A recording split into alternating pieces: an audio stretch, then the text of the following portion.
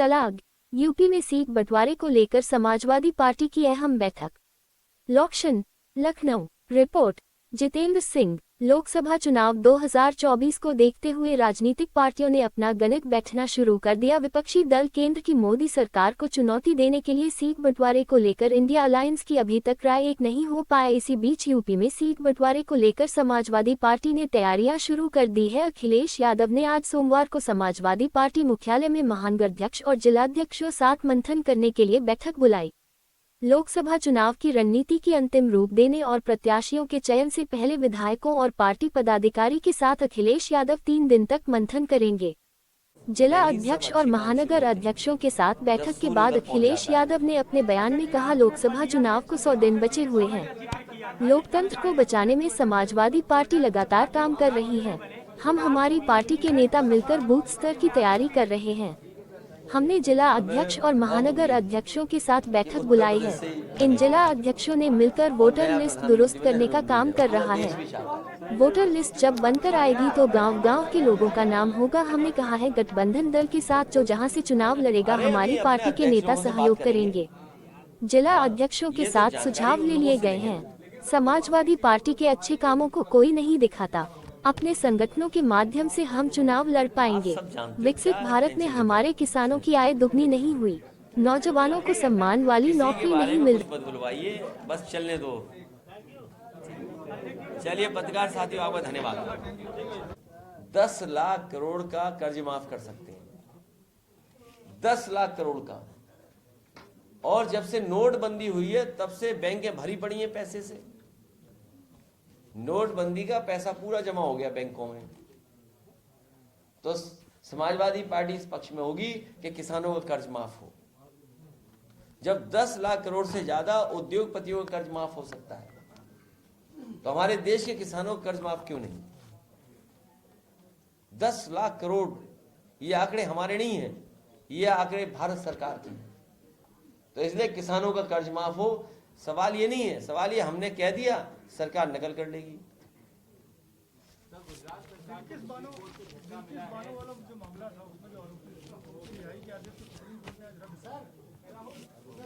में कुछ बेटियों ने कुछ घटना पे प्रदर्शन किया तो सरकार ने उनके खिलाफ गंभीर धारा में मुकदमा दर्ज करा दिया। और वो बच्चे पढ़ने लिखने वाले बच्चे हैं, उसमें कई तो बच्चे ऐसे जो किसी पॉलिटिकल पार्टी से एफिलिएशन नहीं है। जब उन्होंने अपनी FIR दर्ज करने की बात की, उनकी बात सरकार नहीं सुन रही है। सरकार सबसे झगड़ा चाहती है। मेरी जानकारी में नहीं आया है, मैं जानकारी करूंगा। उन छात्रों के साथ समाजवादी पार्टी रहेगी, उन छात्रों को न्याय दिलाने में समाजवादी पार्टी काम करेगी। और मैं सरकार से कहूंगा कि ऐसे गंभीर धाराएं बच्चों पे नहीं लगानी चाहिए, और इसलिए नहीं लगानी चाहिए जो अपराधी पकड़े गए हैं वो सब भारतीय जनता पार्टी के हैं। और मुख्यमंत्री जी के साथ आप लोग फोटो नहीं खिंचवा सकते। आप में जितने खड़े लोग हो, किसी की सिंगल फोटो नहीं होगी। कभी हो गई हो तो अलग बात है, लेकिन अगर आप जाओ सिंगल फोटो नहीं खिंचवा सकते। लेकिन तीनों अपराधियों की मुख्यमंत्री के साथ सिंगल फोटो है। सोचिए आप, तीनों अपराधी बीजेपी के हैं, और इसलिए उन पे छात्रों पर, उन पर झूठे मुकदमे लग रहे हैं क्योंकि वो बीजेपी के लोगों को आगाह करने के बीजेपी के लोग हैं, उनके खिलाफ कार्रवाई हो, इससे उन पर मुकदमे लगाए जिससे कि वो लड़ाई ना लड़े। देखिए, भाजपा पर, एक मिनट, भाजपा पे संसाधन की कमी नहीं है।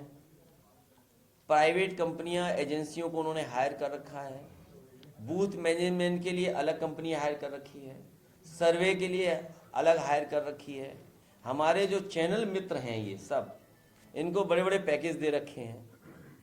तो उनके पास सब तैयारी है, संसाधन भी है। और जब कभी उनसे किसानों की आय दोगुनी पूछोगे तो मंदिर के पीछे छिप जाएंगे। नौजवान नौकरी और रोजगार मांगेंगे तो वहां छिप जाएंगे जाकर के। तो लड़ाई बड़ी है। इसीलिए हम अपने संगठन के लोगों से अपील कर रहे हैं कि संगठन के लोग जिम्मेदारी दें, हमारे कार्यकर्ता नेता को उसको बूथ दें। जिस तरह हर पुलिस का नंबर होता है, सिपाही का, कांस्टेबल नंबर होता है, इसी तरह हमारे कार्यकर्ता को भी बूथ की जिम्मेदारी मिलेगी कि ये बूथ है, इसको देखना आपकी जिम्मेदारी है। ये तैयारी हम लोग कर रहे हैं क्योंकि दिन और समय कम है। गठबंधन जो है और जिस पे चर्चा हो रही है उसको और मजबूत किया जाए। कांग्रेस के लोग आए थे यहाँ पर, उन्होंने इशारा किया कि बसपा के कुछ लोग उनके संपर्क में है। देखिए, जो बातें आप कह रहे हो वो इंडिया गठबंधन की बैठक में नहीं थे वो लोग। अगर इंडिया गठबंधन में ऐसी कोई बात रही होती तो हमें पता होता। इसलिए आप बीजेपी की साजिश में आप भी मत फंसिए। और जिस तरह की ये लोग बात कर रहे हैं, ये कुछ लोग ऐसा हो सकता है कि बीजेपी खुद नहीं कहती, किसी से कहलवाती है जिससे गठबंधन कमजोर हो जाए। इसलिए बीजेपी चारों तरफ से अटैक करती है, ये याद रखना। सर, कांग्रेस पार्टी जा रही 15 तारीख अयोध्या दर्शन करने, तो क्या और भी कुछ दल के नेता वहां पहुंचेंगे? मुझे क्या पता है किसी का, जब बुलावा आएगा, मैंने कहा बुलावा आएगा हम जाएंगे। आपके मंतव्य क्या है कि बसपा इस गठबंधन में रहे इंडिया की? ये जो महिला पत्रकार कह रही हैं, ये खुद पूजा करती होंगी। कौन से दिन का व्रत रखती हो आप हैं? किस दिन? आज हमारे घर पे भी हो सकता हो व्रत आज ही का। और आप में से मंगल रखते होगे, बृहस्पति, तो हर दिन रखते हैं। इसमें कौन सी नई बात है? कोई नई बात है क्या? ये सब देखिए पॉलिटिकल है। आप लोग देश बचाइए। ये देख लो, ये देखिए, अगर इसमें ये भी डेटा गलत हो तो बताओ। ये देखिए आप, ये देखिए आप, यूपी ग्लोबल इन्वेस्टर्स समिट 2023 में कितना इन्वेस्टमेंट आ गया जमीन पर, देखिए आप। निवेशक ही गायब हो गए, बताइए। नहीं, निवेशक ही गायब है। मैं अपने पत्रकार साथियों से कहूंगा कि जो निवेशक गायब हुए उनको तो पता करवाओ ना, उनके नाम चढ़ाइए ब्रेकिंग न्यूज में, तो शायद वो दोबारा के इन्वेस्ट कर जाए यूपी में। निवेशक ही गायब हो गए जिन्होंने एमओयू किया। दिसंबर में कुछ होना था लेकिन हुआ नहीं। देखिए, ये हमारे बुंदेलखंड के भी अध्यक्ष वगैरह बैठे होंगे। आपको पता होगा, देश के प्रधानमंत्री जी आए, उन्होंने कहा यहाँ पर मिसाइल्स बनेंगी, एयरक्राफ्ट बनेंगे। क्या बनाए? आपने कभी जाना इस बात को? अभी अखबार में मैंने एक दिन पढ़ा कि सरकार ने निर्देश दिए कि हर जिले में जमीन एक्वायर की जाए। जब 3 साल पूरे हो जाएंगे तो जमीन एक्वायर करेंगे आप, तो आपका इन्वेस्टमेंट कब आएगा? तो आपकी आधी अधूरी तैयारी थी, कोई तैयारी नहीं थी आपकी।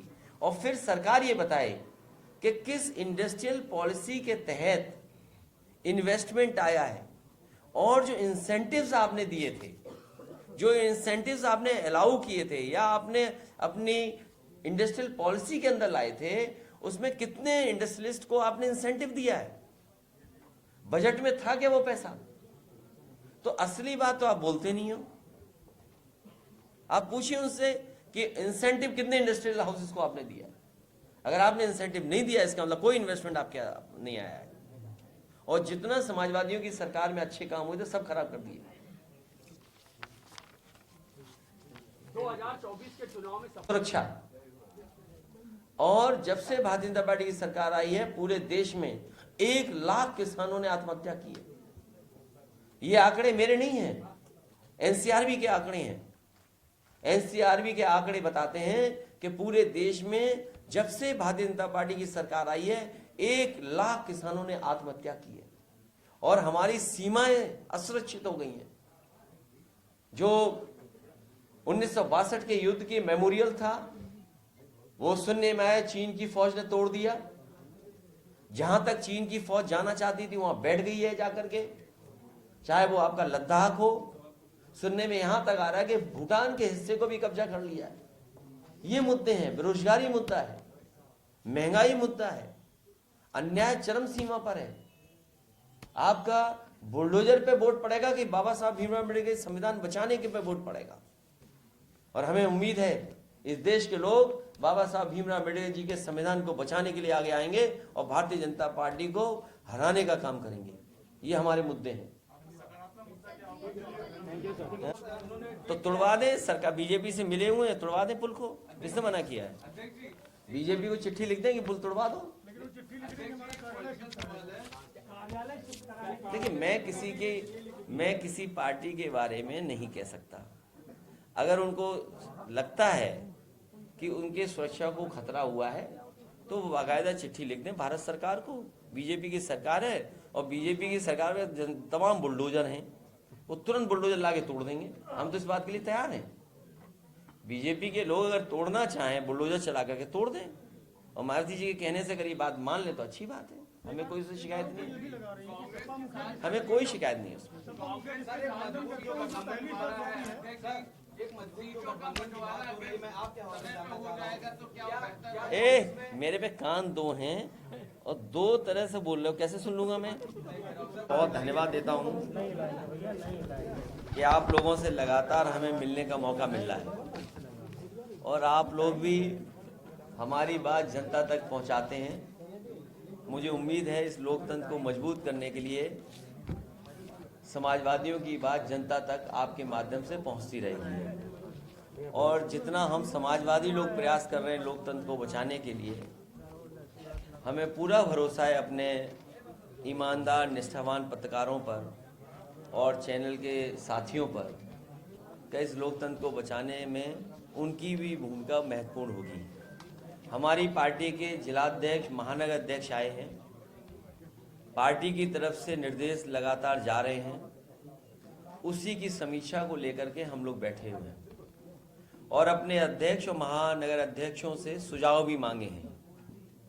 चुनाव आ गया है, अब 100 दिन भी नहीं बचे हैं, इसलिए पूरी तैयारी के साथ सेक्टर, बूथ और हमारे कार्यकर्ता और संगठन के सभी पदाधिकारी मिलकर के उत्तर प्रदेश में सबसे बड़ी भूमिका समाजवादी पार्टी निभाने जा रही है और हमें अपने संगठन पर पूरा भरोसा है कि समाजवादी पार्टी के हर कार्यक्रम को, हर नीति और फैसले को जनता तक पहुंचाने का काम करेंगे। हाल ही में जो वोटर लिस्ट को लेकर के हमारे अध्यक्षों ने काम किया है, इनके कई साथियों ने बहुत अच्छा काम किया है, कुछ शिकायतें भी आई हैं और हमें उम्मीद है कि जब वोटर लिस्ट फाइनल छप कर के आएगी, उस समय गांव स्तर पर, बूथ स्तर पर लगातार अधिकारियों से संपर्क रख करके वोट कहां कटा है, कहां बढ़ा है, उस पर पूरी जिम्मेदारी से काम करेंगे, क्योंकि भारतीय जनता पार्टी हर तरह से हस्तक्षेप करेगी। आयोग को भी कहीं न कहीं दबाव में लेगी। जो अधिकारी हैं वो भी कभी कभी भारतीय जनता पार्टी के रूप में काम करते हैं, इसलिए हर तरफ संगठन के लोगों को नजर रखनी पड़ेगी और आने वाले समय में जो गठबंधन या गठबंधन के साथ जो दल साथ लड़ेंगे, हमारी पार्टी के सभी कार्यकर्ता, नेता, साथी मिलकर के जो जहां लड़ेगा वहां उसकी पूरी जिम्मेदारी से मदद करने का काम करेंगे। यही लोग हैं जो लगातार मैदान में रहेंगे और हमारे सभी प्रदेश के और राष्ट्रीय पदाधिकारियों की जिम्मेदारी बूथ वाइज बांट करके उनको जिम्मेदारी दी जाएगी।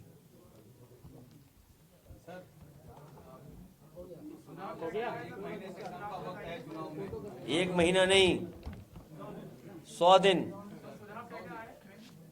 सुझाव जो आए हैं वो हमने ले लिए हैं, वो सुझाव आपको बताने की जरूरत नहीं है। मैं कहूंगा आप ट्वीट मत करिए,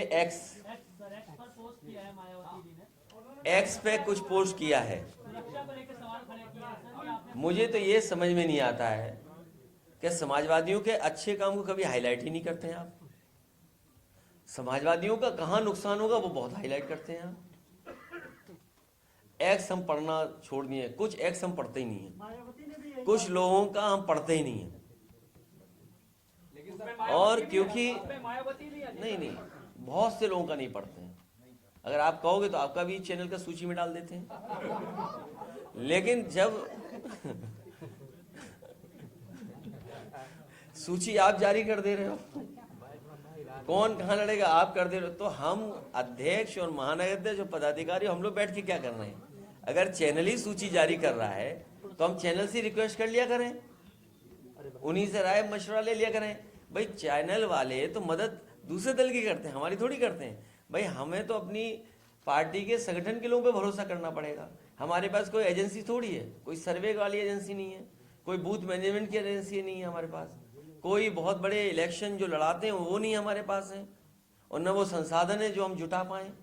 तो इसलिए अपने संगठन के माध्यम से ही हम लड़साएंगे। और सबसे बड़ा सवाल है कि ये विकसित भारत का सपना दिखा रहे हैं और हमारे किसान की आय दोगुनी होनी थी। क्या विकसित भारत में हमारे किसान की आय दोगुनी नहीं होगी? क्या ये विकसित भारत जो प्रधानों से पैसा लेकर के कार्यक्रम हो रहा है, उसमें हमारे नौजवान की नौकरी रोजगार नहीं मिलेगा। ये बीजेपी के लोग कभी भी सम्मान की नौकरी या सम्मान का रोजगार नहीं दे सकते। हम अपने नौजवानों को भरोसा दिलाना चाहते हैं, जब कभी समाजवादी सरकार आएगी तो अपने नौजवानों को और उत्तर प्रदेश के नौजवानों को सम्मान वाली नौकरी दिलाने का काम करेंगे। ये जो पढ़ाई लिखाई करने के बाद उन्हें कोई सम्मान की नौकरी नहीं मिल रही, अच्छी अच्छी डिग्री हासिल कर ली, उसके बाद उनके पास कोई नौकरी नहीं है। आप कह रहे हो कि हमने इन्वेस्टमेंट बढ़ा दिया, क्या इन्वेस्टमेंट आया आपका? 40 लाख करोड़ का बताइए इन्वेस्टमेंट की क्या है आपका? आपने सदन में कहा कि 40 लाख करोड़ का एमओयू है, क्या एमओयू को लेकर के धोखा नहीं हुआ? एमओयू की इमेज लगाओ जरा पीछे, अभी इमेज लगाइए, जो हम लोगों को अखबारों के माध्यम से, आपके माध्यम से जानकारी मिल रही है। जो एमओयू किए वो जमीन पे नहीं पहुंचे, तो जब जमीन पे नहीं पहुंचे तो नौकरी रोजगार कहां होगा? और महंगाई कितनी बढ़ती जा रही है, लगातार महंगाई बढ़ती चली जा रही है। पेट्रोल, डीजल, हर चीज की महंगाई, जीएसटी और महंगाई बढ़ा रही है। हमारे चाहे किसान हो चाहे कारोबारी हो, जीएसटी से सब परेशान है। जीएसटी महंगाई बढ़ा रही है। और मैंने कल भी कहा था, फिर कहता हूं कि ये महंगाई और मुनाफा, ये मुनाफा नहीं छोड़ रही सरकार। ये लगता है पारडी जी से सीख लिए हैं कि जैसे जैसे उन्हें मुनाफा अपना कम नहीं करना था, महंगाई बढ़ी, लेकिन उन्होंने मुनाफा बढ़ाने के लिए अपना पैकेट छोटा करते चले गए। मुनाफा कम ना हो इसलिए पैकेट छोटा होता चला गया। वही सीख लिया भारतीय जनता पार्टी ने। पहले खाद की बोरी में से 5 किलो निकाला, अब सुनने में 5 किलो और निकाल लिया। अगली बार सरकार आएगी तो और निकाल लेंगे 5 किलो, बोरी उतनी ही, लेकिन हर बार 5 किलो कम कर देंगे। ये अपना मुनाफा कमा रहे हैं, और ज्यादा मुनाफा कमाना भी भ्रष्टाचार है, ज्यादा लाभ लेना भी भ्रष्टाचार है। तो क्या ये सरकार नहीं करा रही जानबूझ करके? नोटबंदी से भ्रष्टाचार खत्म हो जाएगा। पूरी सरकार लगी है पैसे लूटने में, जिसको जहां मौका मिल रहा है वो लूट रहे हैं। ऐसा लूट रहे हैं, लग रहा है कि अब सरकार जाने वाली है। सरकार बताई कि 40,000 करोड़ रुपए खर्च हुआ है गड्ढा मुक्ति में। पूरे प्रदेश के हमारे जिलाध्यक्ष आए हैं, कितना गड्ढा मुक्ति हो गई है। और बिजली का एक कारखाना नहीं शुरू किया इन्होंने। ये हमारे अध्यक्ष आए, एटा के भी अध्यक्ष, वो देखते हैं कितनी बड़ी चिमनी लगी हुई है एटा में। ये अपने कानपुर के लोग आए, जानते हैं, हमीरपुर जाते होंगे, महुआ जाते होंगे, देखते होंगे कितना बड़ा निवेल लिग्नाइट का कारखाना लगा है। इलाहाबाद प्रयागराज के लोग आए, कितना बड़ा बिजली का कारखाना लगा है। ये 10-10 हजार 20-20 हजार करोड़ के लगे हुए इन्वेस्ट, उससे ज्यादा का इन्वेस्टमेंट है। ललितपुर के जिलाध्यक्ष आए होंगे, वो जानते हो कितना बड़ा बिजली का कारखाना लगा है। बिजली महंगी दे रहे हैं लोग, बिजली से मुनाफा कमा रहे हैं। उत्तर प्रदेश को पीछे करने का काम इस सरकार ने किया है। अब बताइए, मुख्यमंत्री जा रहे हैं गोरखपुर में और कह रहे हैं नाला ऊपर या नीचे बनना चाहिए। हम तो सोचते थे मुख्यमंत्री जी योगी हैं, एक दिन वो डॉक्टर बन गए सदन में, अब वो इंजीनियर बन गए कि नाला ऊपर नहीं नीचे होना चाहिए, नीचे नहीं ऊपर होना चाहिए। बताइए, ये है स्थिति।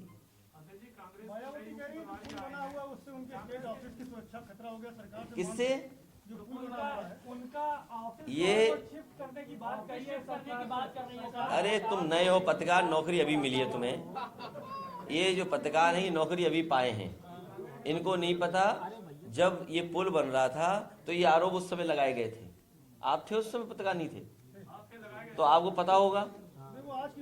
नहीं, गलत बात। नहीं, आपको तो दिखाना चाहिए ना पुराना। नहीं, गलत बात। नहीं, आपको पता ही नहीं है, कुछ पता ही नहीं, ऐसे ही पत्रकार बन गए। नहीं पता आपको। अच्छा पता है तो बता दो क्या है। ले इन्हें कुछ पता ही नहीं, ऐसे ही आगे बात करने। ऐसा है, ऐसे पुल वाले में बता दें। ये पुल बहुत जरूरी था, इसलिए जरूरी था कि बगल में भी छोटा पुल था और इस पुल पे बहुत जाम लगता था, आप सब लोग जानते होंगे। तो ये मांग उठी कि ये पुल बनना चाहिए। जब समाजवादी सरकार में दोनों पुल लिख के दिए गए थे कि हमें पुल बनाने का सरकार को मौका दिया जाए, उस समय दिल्ली की सरकार ने मौका नहीं दिया। फिर एक स्वीकृत कर दिया, ये वाला जो आपका पुल है। जब ये स्वीकृत हो गया पुल, तो मुझे जानकारी मिली कि कुछ लोग साजिश में लग गए, पुल नहीं बनने देंगे। और वो कुछ लोग दिल्ली में गए कि डिफेंस से एनओसी ना मिले, उसके लिए इन्होंने काम करना शुरू कर दिया। लेकिन मुझे खुशी है कि उस समय के लेफ्टिनेंट गवर्नर, वो लेफ्टिनेंट जनरल और आर्मी के लोगों से जब हमने बात अपनी रखी और पक्ष रखा तो वो सहमत हुए। उन्होंने एनओसी दिया और एनओसी के बाद उन्होंने कहा कि हमारे जो एसएएफ क्वार्टर्स हैं, सेपरेटेड फैमिली क्वार्टर्स है, तो वो उसमें दिखाई न दे और वहां कोई देखे नहीं, इसलिए आप पुल पे वो ऐसा कुछ लगा दीजिए जिससे इधर उधर न दिखाई दे। तो पूरा का पूरा जो नियम बनाए थे दिल्ली सरकार ने और डिफेंस ने दिए थे वो पूरे माने थे मैंने। और सबसे बड़ी बात है कि रेलवे ने कहा कि हम नहीं बना पाएंगे तो पूरा का पूरा ट्रांसफर कर दिया था पैसा एक साथ, और कम समय में ये ब्रिज बना था। आप रिकॉर्ड पता कर लीजिए, सबसे कम समय में ये पुल बना था जिसमें रेलवे, डिफेंस सबका एनओसी लेके बनाया था। और इसका उद्घाटन में सरकार के लोग थे ही थे, लेकिन उत्तर प्रदेश के पूर्व मुख्यमंत्री एनडी तिवारी जी भी थे, अगर आपको याद हो। आदरणीय एनडी तिवारी जी उस समय जो पूर्व मुख्यमंत्री थे वो भी बहुत रुचि ले रहे थे कि जल्दी पुल बने। कभी कभी रात में वो देखने जाते थे। अगर पुराने पत्रकार साथियों को याद होगा तो बताओ ये किस किस को ब्लेम करेंगे? एनडी तिवारी जी को भी ब्लेम कर रहे हैं लोग। तो सर ये मायावती के साथ